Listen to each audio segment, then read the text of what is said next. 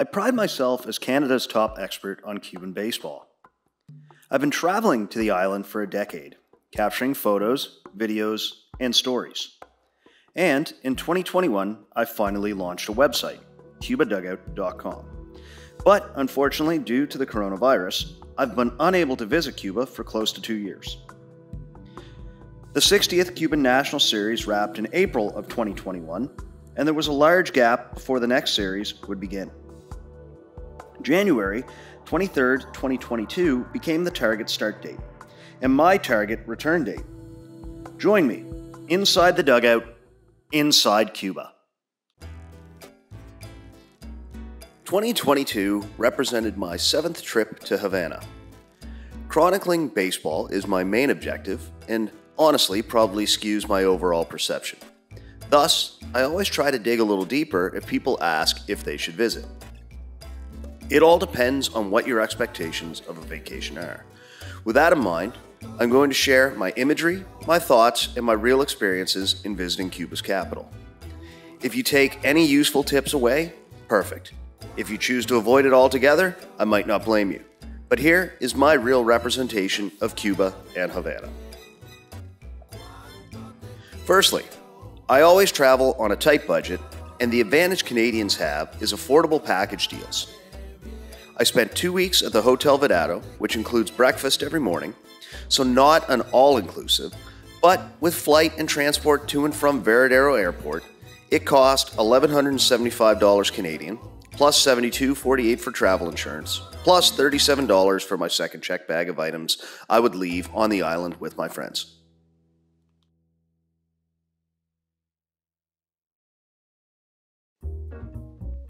The majority of Canadian air traffic funnels through Veradero, about 2 hours from Havana. Most people will stay at an all-inclusive along the beaches of Veradero, and the hotels often offer day excursions to the capital. I've spent some time in Veradero and don't blame anyone that just wants to chill out on the beach or poolside for a week. I've also stayed at resorts closer to Havana, such as the Atlantico, about 25 minutes outside La Habana. Really, the Grand is the number one. This presents a unique hybrid of beach and close access to the city in non-Cerveza virus times. Vedado, however, works for me for accessibility and access to my contacts. All to say there was no beach or pool for me this trip, so perhaps take everything I say with a grain of salt, or at least recognize my level of self-abuse. I'm going to take a few minutes to show some raw footage. This represents my morning walk from the hotel on Avenida O to the famous La Rampa, or Calle 23, past the Hotel Nacional, which you will see many times even though I can't afford to stay there. This takes us to the Malecon, or seawall, which protects the city, represents the major traffic artery in Havana, and is a cultural hub and meeting place, as well as the epicenter of many festivals, gatherings, and political displays. The less I say about the politics, the better, except to recognize the real privileges we have as tourists visiting Cuba and how open and welcoming the people are. I am unwavering in my love and support of the Cuban people.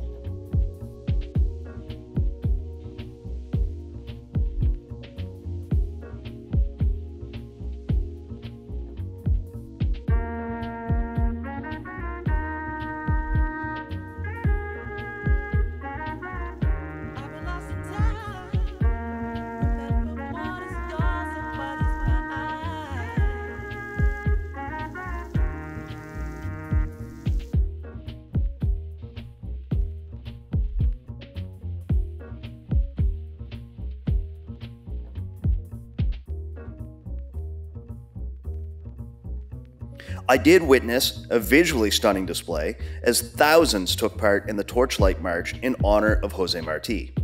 Marti is Cuba's poet laureate and one of the leaders in Cuba's War of Independence from Spain in the late 1800s. It felt like the whole city, or at least its student population, marched from the university through Vedado to the Malecon. Como dijera nuestro José Martí, la muerte no es verdad cuando se ha cumplido bien la hora de la vida. La revolución crece y crecerá por siempre. ¡Viva la revolución cubana! Un hombre que no solo fue de su tiempo, sino de todos los tiempos.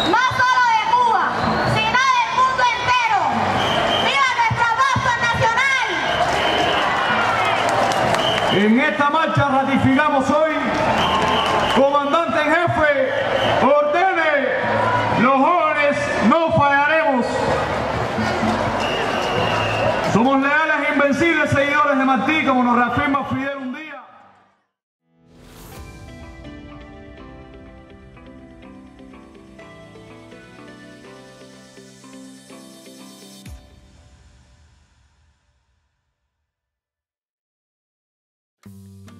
For every dollar I save on the front end in seeking value in accommodations, it feels I pay that back on the ground.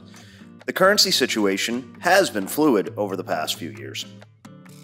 The previous system of Cuban pesos, CUP, and convertible pesos, CUC, which were arbitrarily pegged to the US dollar, has been abolished. Now, most transactions, or at least every transaction of mine, occurred in the new singular CUP. The push is away from the greenback.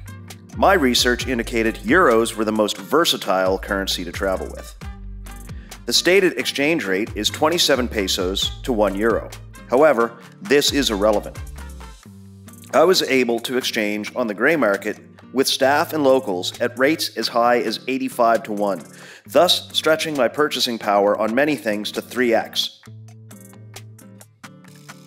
If you can avoid using credit cards or dabbling in bank rates, you can stretch your dollar, or in this case, euros, as well.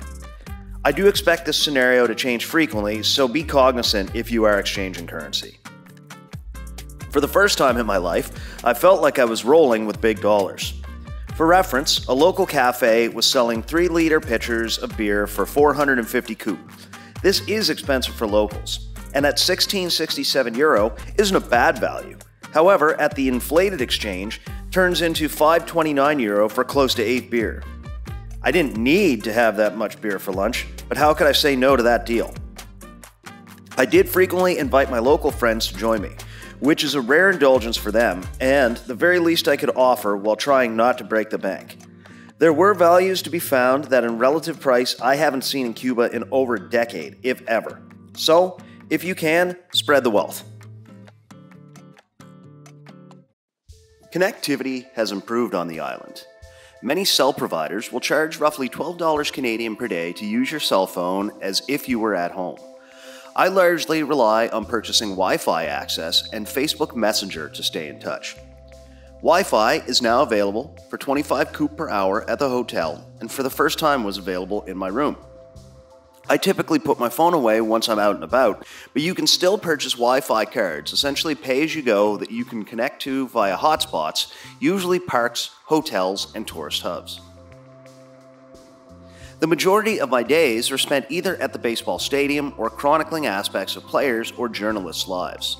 This might not be as applicable to the average tourist, but gives some insight into how I navigate Cuba and produce some of the photos, videos, and stories I do via CubaDugout.com.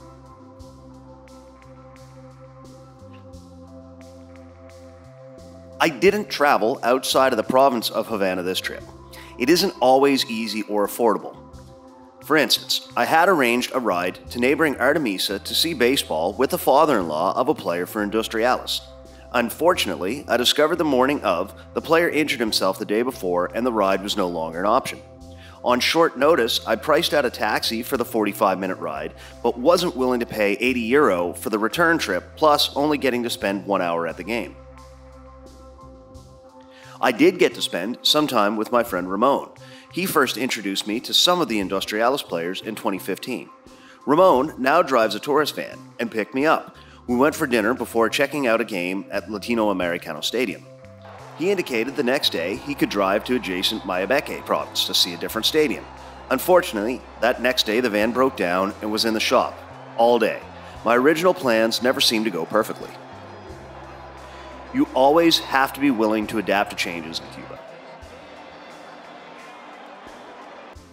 One of the friendships I have forged is with Havana baseball star and longtime catcher Frank Camilo Morejón.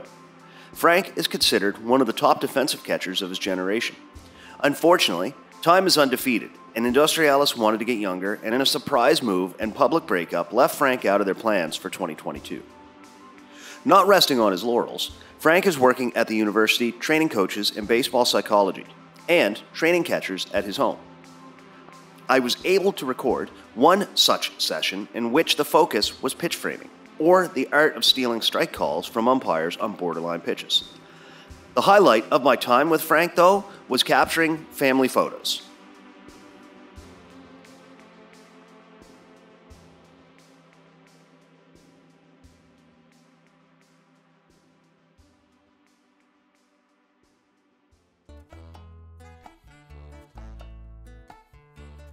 The three English words every Cuban knows are, "Where you from?" Walking the Malecon, you will typically hear this regularly, followed by, "You like cigars? You like rum?" Well, today is your lucky day. It is a holiday. Just down the road is a casa where cigars are half off. Every day I'm in Havana. I've never visited that house, or a cigar factory, or any other tourist cigar trap. Now, if you are a connoisseur, the factories or airport are the only way to guarantee the brand authenticity of your purchase. If you've made it this far, though, I've focused on finding value. I have been lucky when it comes to cigars that I have found great value. This might be a battle of semantics, as a box of Cohibas through the state start near $300. I'm paying $20 or so for a box of 25. So they might be fake. At that price, though, I do know the tobacco, the leaf, and the roll are Cuban. The overall quality has yet steered me wrong. This is also why I don't try to resell my cigars. They end up as gifts or shared for a smoking session when Canada's climate allows. This trip, I wasn't approached as much as in the past. I also wasn't able to purchase as much tobacco as I'd like. This, more than a lot of indicators, illustrated the strains on the current Cuban economy.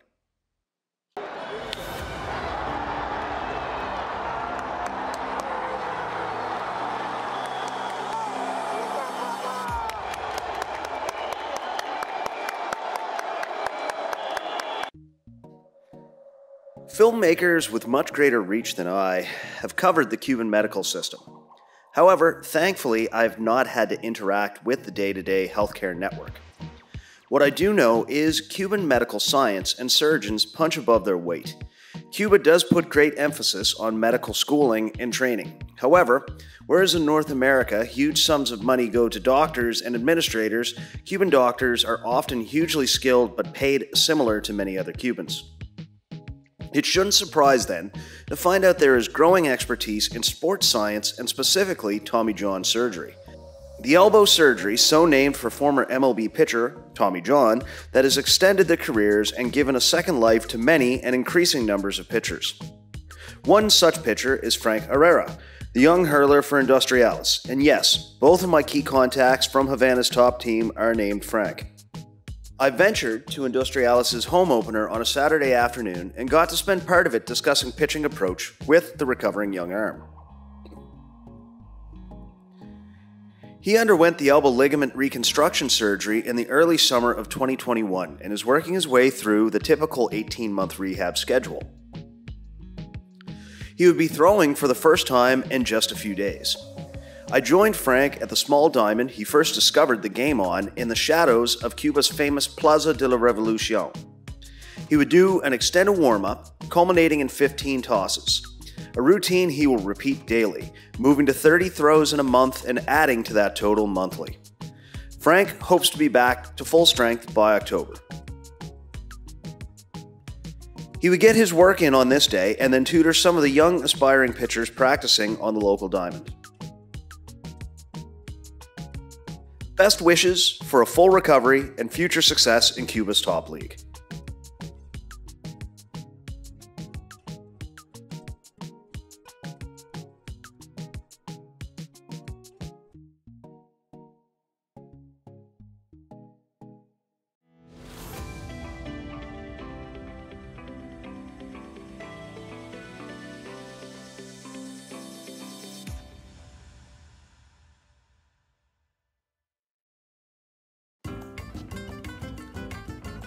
I mentioned staying flexible, and after my plans to venture to a neighboring province fell apart, I pivoted to shadowing my contact and baseball journalist Boris Luis Cabrera Acosta as he chronicles a full schedule of National Series games. I overpaid for a private taxi for the 10-minute ride to his apartment in central Havana. I did better on the 300 coupe Coco taxi later that evening. I perhaps get too much joy out of taking trips in the little yellow glorified golf carts, maybe because they feel like an old MLB bullpen cart. Boris recaps games as a salaried employee for a Havana newspaper and freelances for multiple online outlets. It is a labor of love, even if paid. On this day, with the Havana squad on the road, he would compile his reports relying on radio, TV, internet, and his supply of stock photos. In-home internet has made his life easier, where until recently, he would have to rely on a Wi-Fi hotspot in a nearby park. I'm not going to compare a sports writer to a doctor, but as mentioned earlier, Boris overachieves relative to the archaic technological tools at his disposal. Most recently, the video function on his older model DSLR has stopped working, along with the display screen. But Boris still produces top-notch action shots when he has access and attending all home games. I was surprised to find out, due to cost, he doesn't get to road games that frequently. I'm hoping to work with Boris in the future to expand the reach and scope of baseball coverage on the island.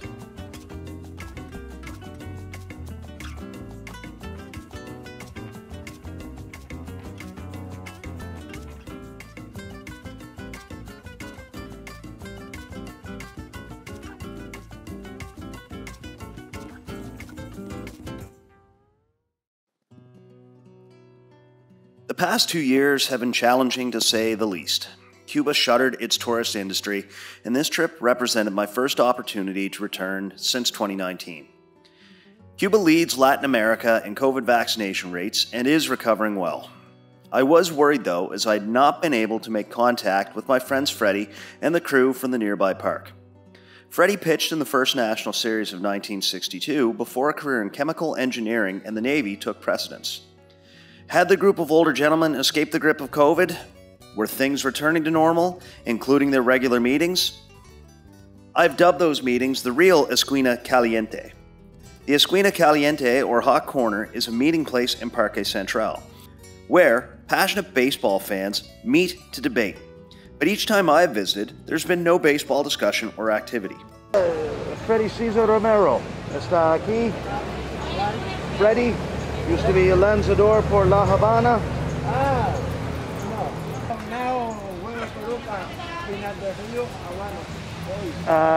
De nada, Artemisa y Industriales son latinoamericano.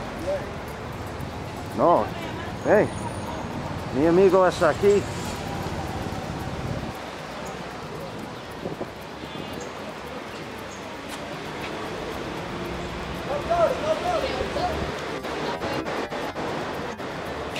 My friend, how are you? How are you? ¿Cómo está? Thankfully, everyone was healthy and doing relatively well. I was more than happy to provide a bottle of rum or the previously mentioned large pitchers of beer to lubricate the baseball discussion. Freddie is strong in English, but forces me to work on my Spanish. When the topic is hardball, I can communicate many of my thoughts, but thank God most communication is 90% half mental, or nonverbal. You know what I mean. I do want to share this piece from talented artist Andy Brown. Andy reached out in January of 2020 as he was heading to Cuba to paint parts of the baseball culture. I directed him towards Freddie and the crew and was ecstatic when he shared this video about his visit. Freddie still has the finished art piece and beamed when he showed it to me.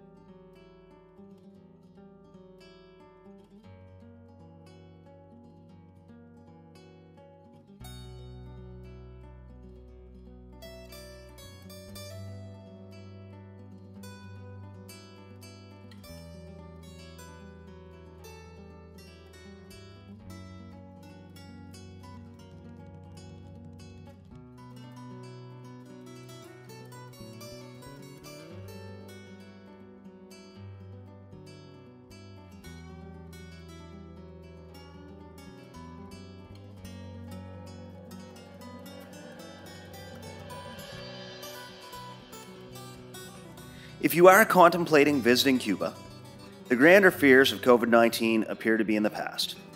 Economically, things are tough, and the debate over whether your tourist dollar really goes to the people or straight to the government is as real as ever. The overall talent level in the Cuban National Series has been eroded, but those that remain are playing their hearts out. If anything I've said makes you want to visit Cuba, Havana, or Latino Americano Stadium, drop me a line. Also, keep your eyes peeled to the stadium scoreboard. The photos just might be mine.